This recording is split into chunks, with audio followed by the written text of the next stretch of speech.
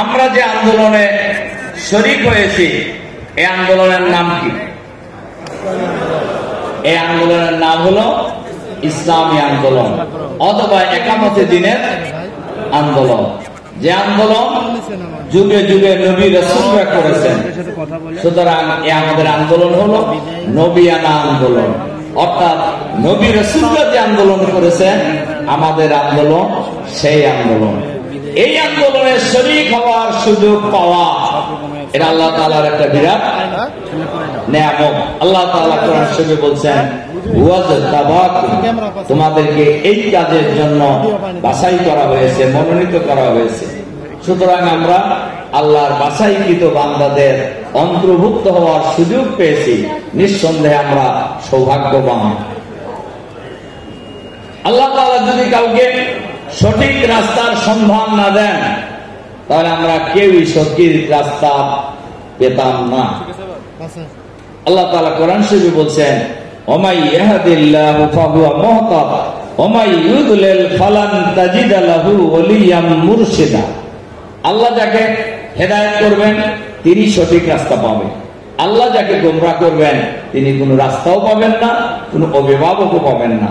কাজেই আমরা এই মহান আন্দোলনে শরীক হওয়ার কারণে, ভূমিকা পালন করার সুযোগ পাওয়ার কারণে নিজেদেরকে আমরা প্রাউড ফিল করি আমরা যে আমরা এমন এক আন্দোলনের শরীক হয়েছি যে আন্দোলন যুগে যুগে করেছেন নবী রাসূলরা। আমরা খুশি না? কারা কারা বেশি খুশি হাত তোলেন তো দেখি। আমরা সবাই খুশি, আমরা এই আন্দোলন আসার সুযোগ পেয়েছি। এরপরে কথা আছে কিন্তু। সম্মানিত সংগ্রামী ভাই সব, আমরা যারা ইসলামী ছাত্র শিবিরে যোগদান করেছিলাম, ইসলামী ছাত্র শিবিরের উদ্দেশ্য হলো আমাদের প্রিয় জন্মভূমি 56,000 বর্গ মাইলের এই বাংলাদেশে একদল সৎ, দক্ষ, দুর্নীতিমুক্ত, চাঁদাবাজ মুক্ত, যোগ্য, দক্ষ নেতৃত্ব তৈরি করা। এই সমাজ থেকে অন্যায়, অত্যাচার, জুলুম, নির্যাতন, অবিচারের অবসান ঘটিয়ে একটি ইনসাফপূর্ণ ইসলামী কল্যাণ রাষ্ট্র কায়েম করা। এবং শিবির সেই লক্ষ্যে তার অগ্রযাত্রা অব্যাহত রেখেছে। শিবির সেই লক্ষ্য পানে এগিয়ে যাচ্ছে। ইতিমধ্যে শিবির বাংলাদেশের গ্রামে গঞ্জে, শহরে, নগরে, বন্দরে, সচিবালয় থেকে শুরু করে বাংলাদেশের বিভিন্ন সেক্টরে অসংখ্য নেতা কর্মী একদল সৎ, দক্ষ নেতৃত্ব সাপ্লাই দিতে সক্ষম হয়েছে। এর বড় প্রমাণ দুর্নীতির ছয়লাভের যুগে গত 4 দলীয় জোট সরকারের সময় আমাদের 2 জন মন্ত্রী ছিলেন 3টি মন্ত্রণালয়ে। মঈনুদ্দিন ফখরুদ্দিনের 2 বছর, ফ্যাসিবাদী শাসক শেখ হাসিনার 15.5 বছর, প্রায় 17.5 বছর, 18 বছর। এই বাংলাদেশে আমাদের এই 2 নেতার দুর্নীতি মাইক্রোস্কোপ দিয়ে খোঁজার চেষ্টা করা হয়েছে। 1 টাকা নয়, 1 পয়সার দুর্নীতি তারা খুঁজে বের করতে পারে না। এটা বোঝা যায় শিবির একদল লোক তৈরি করতে সক্ষম হয়েছে। সম্মানিত সংগ্রামী ভাই সব, শিবির তার কাজ অব্যাহত রেখেছে। আমরা যারা এখানে আছি, শিবির আমাদেরকে অনেক কিছু দিয়েছে। শিবির আমাদেরকে সঠিক পথের সন্ধান দিয়েছে। শিবির আমাদেরকে কোরআন শিখিয়েছে। শিবির আমাদেরকে ইসলামী আন্দোলন ফরজে কথা শিখিয়েছে। শিবির আমাদেরকে মোটর সাইকেল চালানো শিখিয়েছে। শিবির আমাদেরকে বাপ মায়ের খেদমত করা শিখিয়েছে। শিবির আগামী দিনে এই জাতির পরিবর্তনের জন্য একদল সৎ, দক্ষ, দুর্নীতিমুক্ত নেতৃত্ব হিসেবে আমাদেরকে তৈরি করতে সক্ষম হয়েছে। সুতরাং আমরা এই জাতি, এই দেশের ছাত্র সমাজ শিবিরের কাছে চিরঋণী, চিরকৃতজ্ঞ। সম্মানিত দায়িত্বশীল ভাই সব, আমরা যারা শিবির করেছি বাংলা, তাদের জন্য আমি বলতে চাই, বাংলাদেশের ইসলামী আন্দোলন একটি চলন্ত ট্রেনের ন্যায়। স্টেশনে যদি যত সময় কেউ হাজির হইতে না পারি, আমরা ট্রেন ধরতে পারব না। ক্ষতি কার হবে? হ্যাঁ, যিনি উঠতে পারলেন না তার হবে। অথবা চলন্ত ট্রেন থেকে যদি কেউ ছিটকে যায়, ক্ষতি কার হবে? কার হবে? নিজের হবে। হয় ঠ্যাং ভাঙবে এবং জীবনও চলে যাওয়ার আশঙ্কা আছে। ট্রেনের কোনো ক্ষতি হবে না, ট্রেন ঠিকই কমলাপুরের দিকে যেতে থাকবে। কোরআন শরীফে আল্লাহ তাআলা সূরা মায়েদায় বলছেন, মাইয়ারতাদ্দা মিনকুম আন দীনিহি ফাসাউফা ইয়াতিল্লাহু বিকাওমিন ইউহিব্বুহুম ওয়া ইউহিব্বুনাহু আযিল্লাতিন আলাল মুমিনিন আইজ্জাতিন আলাল কাফিরিন ইউজাহিদুনা ফি সাবিলিল্লাহি ওয়া লা ইয়াখাফুনা লাওমাতা লাইম যালিকা ফাদলুল্লাহি ইউতিহি মান ইয়াশা। কেউ যদি দিন থেকে দূরে সরে যায়, তাহলে আল্লাহ বলছেন যে এই নিয়ে বেশি চিন্তিত হওয়ার কিছু নাই। আল্লাহ তাআলা অন্য লোকদেরকে দিয়ে কাজ করাবেন। তাদের বৈশিষ্ট্য কি হবে? তারা আল্লাহকে ভালোবাসবে, আল্লাহ তাদেরকে ভালোবাসবেন। তারা ইসলামের দুশমনদের বিরুদ্ধে পরস্পর হবে রহমদের, আর ইসলামের দুশমনদের বিরুদ্ধে হবে বজ্র কঠোর। তারা লড়াই সংগ্রাম করবে, আর এই লড়াই সংগ্রাম করতে গিয়ে জালেমের জুলুম এবং কোন চক্ষু রাঙ্গানিকে তারা পরোয়া করবে না, তারা সামনের দিকে এগিয়ে যাবে। আল্লাহ তাআলা বলছেন, যালিকা ফাদলুল্লাহি ইউতিহি মান ইয়াশা। এটা আল্লাহর বিরাট অনুগ্রহ। আল্লাহ যাকে চান তাকে এই গুণ দান করেন। এই বৈশিষ্ট্য আল্লাহ তাআলা যাকে চান তাকে দান করেন। তাহলে আমরা এখন কি করব? আমরা কি নিষ্ক্রিয় থাকবো? আমরা যারা শিবির করেছি, শিবিরের সময় আমরা জীবনের কোনো পরোয়া করে নেই। এখানে আপনারা যারা আছেন, এই স্টেজে যারা আছেন, আমি অনেককে চিনি ছাত্র জীবন থেকে। খুব অল্প লোক আছে আমাদের সাথে সিনিয়র, আর বেশিরভাগই আমাদের সময়কার এবং পরে। আমি জানি আপনাদের ব্যাপারে, আপনার ছাত্র জীবনের কোনো পরোয়া করেন নাই, ক্যারিয়ারের কোনো পরোয়া আমরা করিনি।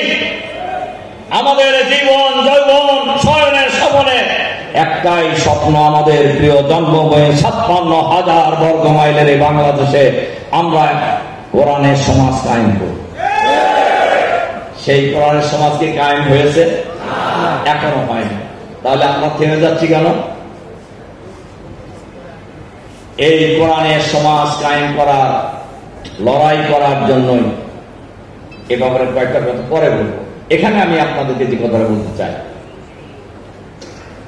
আমরা যারা ছাত্র জীবনের শপথ নিয়েছিলাম কোরআনের সমাজ কায়েম করা, আমরা কর্মীরাও এই দৃঢ়প্রতিজ্ঞ ছিলাম, সাথী সদস্যরা তো ফরমালি শপথ নিয়েছিলাম। কিন্তু কোন শক্তি ছাত্র জীবন শেষ করার পর মূল ইসলামী আন্দোলনে অগ্রসর হওয়ার ক্ষেত্রে আমাদের মাঝে প্রতিবন্ধকতা তৈরি করেছেন, সেই শক্তি যেই হন না কেন আপনার আমার বন্ধু হতে পারে না। এই শক্তি হলো কি? শয়তানি শক্তি। শয়তানের প্ররোচনায় আমরা এই আন্দোলনে সক্রিয় হওয়ার ক্ষেত্রে আমাদের মাঝে ব্যারিয়ার সৃষ্টি করছে। আজকের এই সম্মেলন থেকে আমরা এই ব্যারিয়ার ভেঙে ফেলব। আমাদের মাঝে আর কোনো ব্যারিয়ার থাকবে না, আমাদের মাঝে আর কোনো প্রতিবন্ধকতা থাকবে না, আমাদের মাঝে আর আগামী দিনে সংগঠনে এগিয়ে যাওয়ার ক্ষেত্রে কোন শক্তি আমাদেরকে বাধা দিতে পারবে না, ইনশাআল্লাহ। ইনশাআল্লাহ। কয়েকটি কারণ আমাদেরকে আগানোর পিছনে প্রতিবন্ধকতা তৈরি করে। সবগুলি বলবো না, দুই একটা বলি। এক নাম্বার হলো বিয়ে করার সময় উল্টাপাল্টা বিয়ে। বইয়ের প্রয়োজন শেষ করতে করতে জীবন শেষ, আর আন্দোলনের সময় তার থাকে না। কি কথা কি ভুল বলছি? দুই নম্বর, ছাত্র জীবন শেষ হওয়ার পরে বড় লোক হওয়ার খুব নেশা হয়ে যায়। আপনি না চাই, আল্লাহ না চাইলে আপনি বড় লোক হতে পারবেন না। আমাদের দেখা, আপনি তো জানেন যে আমি শিবিরের তখন কেন্দ্রীয় সভাপতি ছিলাম, তারপরেও আমি বলা যায় ছাত্র জীবন শেষ করার পর থেকেই জামাতের যে ছাত্র বিষয়ক কমিটি ছিলেন, এই কমিটির আহ্বায়ক ছিলেন আমাদের শহীদ আলী আহসান মোহাম্মদ মুজাহিদ। আমি তার সদস্য সচিব ছিলাম সেই কমিটি। এরপরে মুজাহিদ ভাই আমি জামাত নিজামী ভাইরা থাকতে তখন থেকে আমি ছাত্রদের দায়িত্ব জামাতের, আমার ছাত্র জামাতের পক্ষ থেকে আমার উপরে। এ কারণে আমি এমনি শিবিরের প্রাক্তন সভাপতি হিসাবে খবর রাখি, আবার দায়িত্বের কারণেও সারা বাংলাদেশে আমার খবর আছে। বহু লোক বড় লোক হওয়ার জন্য স্যান্ডেলের তলা খুলে ফেলতেছে, কিন্তু তার অভাব শেষ হয়। আবার অনেক লোক আন্দোলনে সক্রিয় আছেন, লড়াই সংগ্রাম করছেন, বারবার জেলে যাচ্ছেন, অনেক ভালো আছে। আপনি খবর নিয়ে দেখেন বগুড়ায় আছে, যে আমি ভুল বলছি? তাহলে চাইলেই বড় লোক হওয়া, বড় লোক হওয়ার আপনার অসুবিধা নাই, ইসলামেও নিষেধ নাই, কিন্তু সব কিছু বাদ দিয়ে খালি বড় লোক হওয়ার পিছনে ছুটলেন। আর বড় লোক হওয়ার পিছনে ছুটতে যে আপনার এদিক ওদিক করলেন, বাকিগুলো আর বললাম না, যেটা একটা ওপেন মিটিং, এগুলি কারোর জন্যই খুব ভালো হয় না। আমরা ডাল ভাত খেয়ে এই আন্দোলনকে আমরা বিজয়ী করার জন্য আমরা শপথ নেব ইনশাআল্লাহ। এই জন্য আমি আপনাদের উদ্দেশ্যে কয়েকটি কথা বলতে চাই এই প্রসঙ্গে। নাম্বার 1, আমরা যে যেখানে আছি আমরা আজকে থেকে 100 বার সক্রিয় হব ইনশাআল্লাহ। 2, সক্রিয় থাকবো ইনশাআল্লাহ। 3, সক্রিয় করব। কি ঠিক আছে? কথা কয়টা? সক্রিয় হব, সক্রিয় থাকব, সক্রিয় করব। এটা হলো 1 নম্বর। 2 নম্বর হলো আমরা যে যেখানে আছি স্ব জায়গায় ইসলামী আন্দোলনের নেতৃত্বের জন্য নিজেকে যোগ্য করে গড়ে তুলব ইনশাআল্লাহ। লিডারশিপের জন্য যোগ্যতার কোনো বিকল্প নেই, আর যোগ্যতার জন্য পড়ালেখার কোনো বিকল্প নেই। মা ইউরিদিল্লাহু বিহি খায়রান ইউফাক্কিহু ফিদ্দীন। আল্লাহ তাআলা যার কল্যাণ চান তাকে দ্বীনের গভীর জ্ঞান দান করেন। ইউতিল হিকমাতা মান ইয়াশা, আল্লাহ যাকে চান তাকে হিকমত দান করেন। ওমা ইউতাল হিকমাতা ফাকাদ উতিয়া খায়রান কাসীরা, আল্লাহ তাআলা যাকে হিকমত দান করেন এটা সে বিরাট সম্পদ লাভ করে। সম্মানিত দায়িত্বশীল ভাই সব, কাজেই আমরা আমাদের যোগ্যতাকে ডেভেলপ করার জন্য, বিল্ড আপ করার জন্য, বাড়ানোর জন্য সমাজের যে দুর্নীতিমুক্ত নেতৃত্বের প্রয়োজন, সেই নেতৃত্বের অভাব পূরণ করবে বাংলাদেশ ইসলামী ছাত্র শিবির ইনশাআল্লাহ। 3 নম্বর অনুরোধ রাখতে চাই, আমরা যারা প্রাক্তন শিবির আমরা সবাই নিজেদের মান উন্নয়ন করার জন্য চেষ্টা করবো ইনশাআল্লাহ। কি রোকন সারা কতজন আছে? হাত তোলেন তো দেখি একটু। রোকন সারা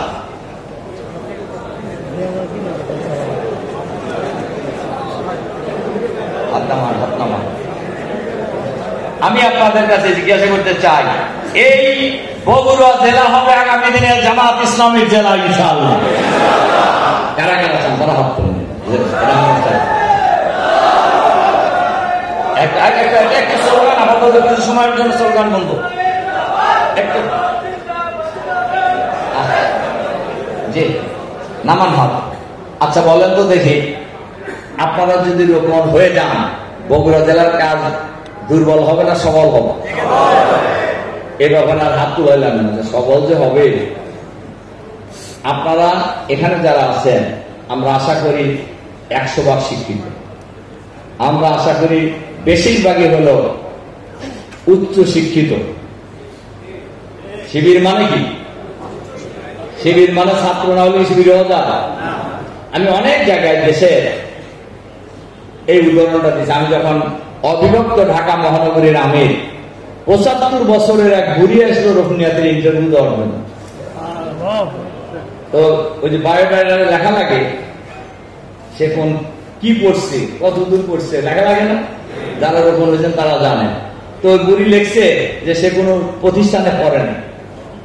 তা আমি বুড়িকে জিজ্ঞাসা করলাম যে আপনি যে লেখছেন এখানে, প্রশ্নের উত্তর দিচ্ছেন, যেটা আপনি লিখছেন না আরেকজন লিখে দিছে? না বাবা আমি লিখছি। আমি বললাম আপনি লিখলেন কেন? আপনি লিখছেন বলছেন যে আপনি কোনো প্রতিষ্ঠানে পড়েন নাই। নাই, জামাতে এসে লেখা শিখছি। এরপর আমি বললাম যে আপনি যে সিলেবাস শেষ করতে হয়েছে, তো সিলেবাস কি আরেকজন পড়িয়া শোনায় শেষ হয়েছে না আপনি পড়ছেন? না আমি নিজেই পড়ছি। আপনি পড়লেন কি? আপনি জামাতে এসে পড়া শিখছি। আমার কথা হলো যে একজন ৭৫ বছরের অশিক্ষিত বুড়ি, তিনি যদি জামাতে এসে পড়া শেখেন, লেখা শেখেন, রুকনিয়াতের ইন্টারভিউ দিতে এসে রকম হন, তাহলে আপনার আমার মতো দেশের সর্বোচ্চ শিক্ষিত লোকেরা চাইলে রকম হতে পারবেন না। এটা কি মনে করার কোনো কারণ আছে? বিশ্বাস করা যায় না। এই মহিলা, এই ৭৫ বছরের বুড়ি, আপনি গড় করে কোরআনের আয়াত বলে দিতেছে, তাহলে আমরা পারবো না? এটা আমরা আজকের এই অনেক নেতা, আমাদের মুরব্বীরাও আছে অনেকে, আমরা সবাইকে সামনে রেখে আমরা এই প্রতিশ্রুতিবদ্ধ হতে চাই যে আগামী ৩ মাসের মধ্যে একটা অংশ, আগামী ৬ মাসের মধ্যে বাকি সবাই আমরা রোপণ হব, যেখানেই থাকি আমরা রোপণ হবো ইনশাআল্লাহ। কি রাজি আছেন? কারা কারা রাজি আছেন? এবার হাত তোলেন। এটা মনে থাকবে তো? কি মনে থাকবে? এটা কিন্তু এক ধরনের প্রতিশ্রুতি, এটা কি এক ধরনের শপথ, কিন্তু এটা আমরা হবো ইনশাআল্লাহ। এটা কয় নাম্বার গেছে? হ্যাঁ, 3 নাম্বার। 4 নাম্বার হলো আর একটা কর্মসূচি নিয়ে এখান থেকে আমরা যাবো ইনশাআল্লাহ, সেটা হলো প্রাক্তন শিবির খোঁজার কর্মসূচি। যেখানেই শিবির আছে মাটির উপরে পৃথিবীর, যেখানেই তাদেরকে আমরা খুঁজে বের করবো ইনশাআল্লাহ। বগুড়া শহরে কি এই কয়জন প্রাক্তন শিবির? বগুড়া জেলায় কি এই কয়জন প্রাক্তন শিবির? না, এর কমপক্ষে 10 গুণ হবে। এর চাইতে 10 গুণ শিবির আছে। আমরা আগামী 6 থেকে 9 মাসের মধ্যে এই 10 গুণ শিবির আমরা খুঁজে বের করবো। এরপর আর একটা সম্বোধন হবে আল-কাবুন-নেসা খেলার মাঠে ইনশাআল্লাহ আগামী দিনে, যেটা হবে শহর এবং জেলায় একসাথে। আমি আমাদের নেতাদের সবাইকে এই দাওয়াত দিয়ে দিলাম আর কি, আপনাদের পক্ষ থেকে। কি ঠিক আছে? কয় নাম্বার হলো? 5 নাম্বার হলো আমরা এই বগুড়ার বাইরে কারা কারা আছে তারা হাত তোলেন তো দেখি। বগুড়ার বাইরে, মানে দেশের বিভিন্ন জায়গায় থাকেন, ঢাকা সহ। বগুড়ার বাহির মানে বগুড়ায় থাকেন না, বগুড়ায় বাড়ি, পড়ালেখা করেছেন বগুড়া, থাকেন হলো ঢাকা, চট্টগ্রাম, রাজশাহী, বিভিন্ন জায়গায়।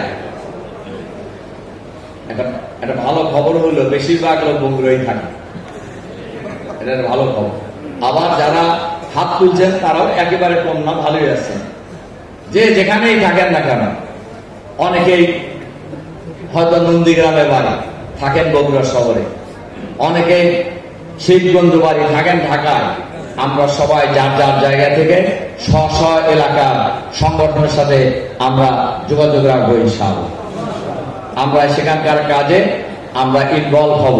তবে এই ইনভলভ হওয়া যেন খবরদারির জন্য না হয়। খবরদারি বোঝেন নাকি?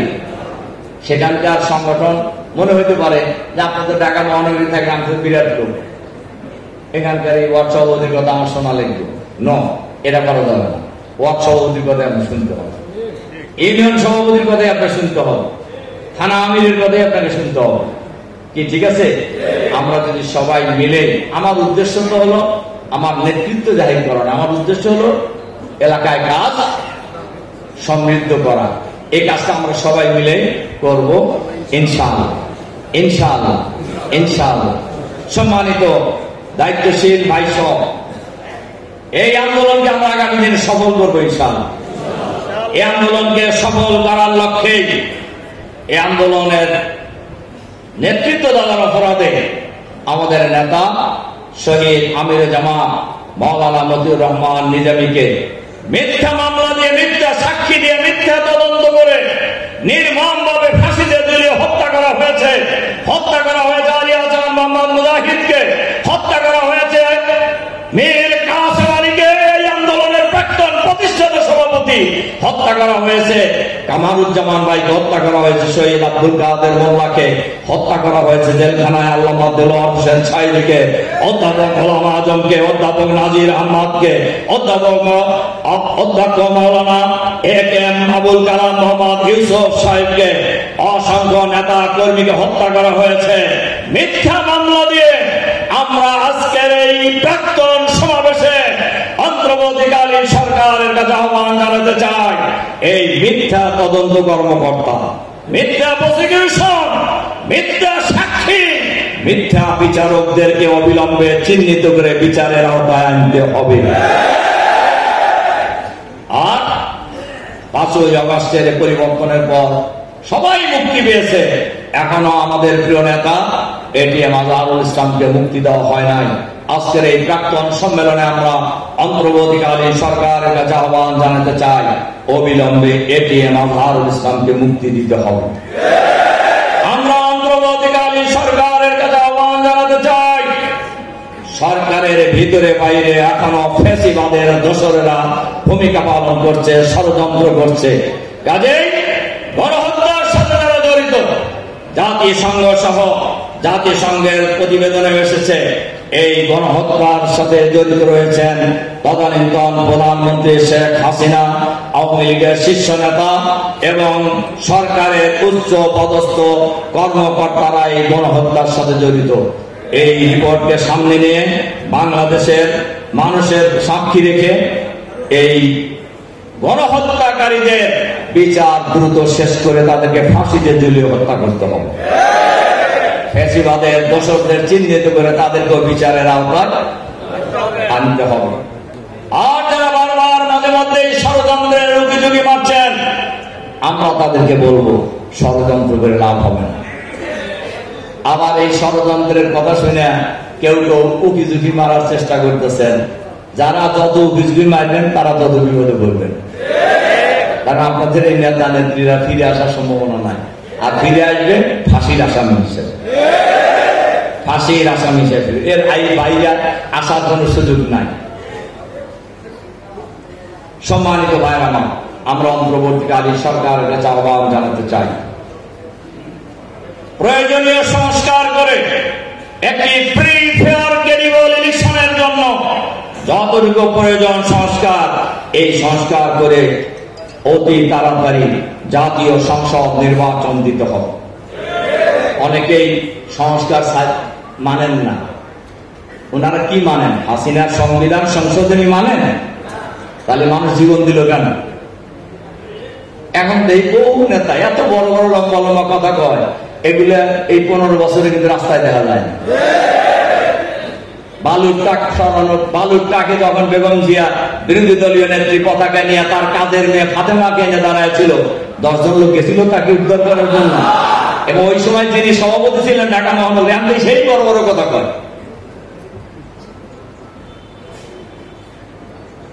আমরা কারোর ব্যাপারে কিছু বলতে চাই না, তবে এই কথা আমরা বলবো, জামাত শিবিরের ব্যাপারে বেশি চোখ রাখাবেন না। আমরা এই দেশের মানুষ, আপনারাও এই দেশের মানুষ। অনেকেই দালালি করেন, আমরা দালালি করি না। কাজেই বাংলাদেশের মানুষ আগামী দিনে এই বাংলাদেশকে, এই বাংলাদেশ তো কারোর বাপের বাংলাদেশ না, কারোর পারিবারিক কোন সম্পত্তি না। এই বাংলাদেশ বাংলাদেশের 18 কোটি মানুষের বাংলাদেশ। এই বাংলাদেশে আগামী দিনে দেশ পরিচালনা করবে 18 কোটি মানুষ ইনশাআল্লাহ। দীর্ঘ 20 বছর, প্রায় তার চাইতেও বেশি সময় এই দেশের মানুষ ভোটাধিকার প্রয়োগ করতে পারে নাই। কাজেই মানুষ আশা করে এবার মানুষ ভোট দেবে।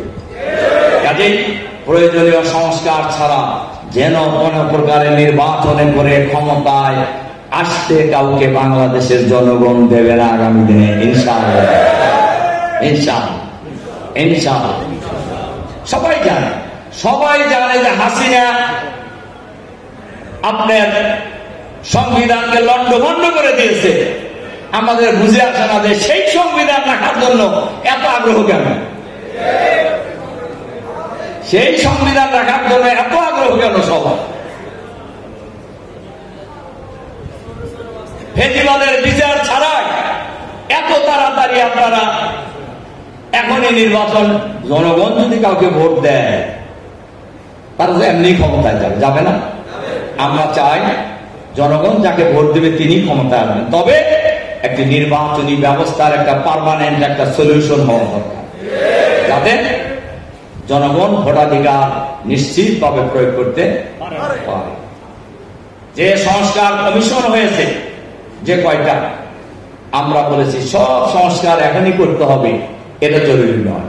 তবে একটি সুন্দর দেশ পরিচালনার জন্য যা দরকার সেই সংস্কার করতে হবে। আপনারা যদি ক্ষমতায় যান আরো করেন সংস্কার, কোনো অসুবিধা নাই। আমরা যদি ক্ষমতায় যাই আমরা আরো সংস্কার করব ইনশাআল্লাহ, ইনশাআল্লাহ। কিন্তু দেশ স্বাভাবিকভাবে যদি চলে, আমরা তো এই দেশটাকে আগামী দিনে একটি চাঁদাবাজ মুক্ত বাংলাদেশ বানাবো ইনশাআল্লাহ। আমরা এই দেশকে আগামী দিনে সন্ত্রাস নৈরাজ্য মুক্ত বাংলাদেশ বানাবো ইনশাআল্লাহ। আমরা এই বাংলাদেশ হবে আগামী দিনে দুর্নীতি মুক্ত বাংলাদেশ, দখলবাজ মুক্ত বাংলাদেশ। আগামী দিনের বাংলাদেশ হবে একটি সুখী সমৃদ্ধশালী আধুনিক মানবিক ইসলামের কল্যাণের বাংলাদেশ ইনশাআল্লাহ। যে দেশ, যে বাংলাদেশ বাংলাদেশের 18 কোটি মানুষ চায় কিনা? দুর্নীতির পক্ষে কোন মানুষ আছে? বলেন তো আছে? আছে। যারা এই কাম করে তারা আছে। চাঁদাবাজির পক্ষে কেউ আছে? আছে। যারা এই কাম করে তারা আছে। তবে এদের সংখ্যা কত? খুবই কম, খুবই কম, খুবই কম। তাই বলে কি এই গুটি কয়েক লোকের অপকর্মের কারণে বাংলাদেশের 18 কোটি মানুষের শান্তি আমরা বিনষ্ট হতে দিতে পারি না।